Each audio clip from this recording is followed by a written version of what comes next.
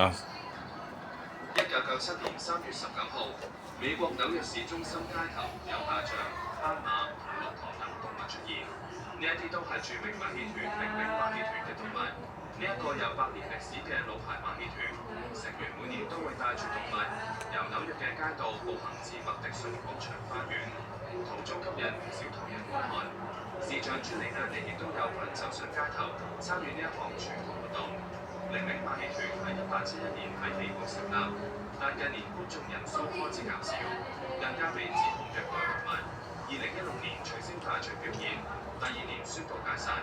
雖然呢一個馬戲團喺2022年再次復演，但已經冇動物表演環節。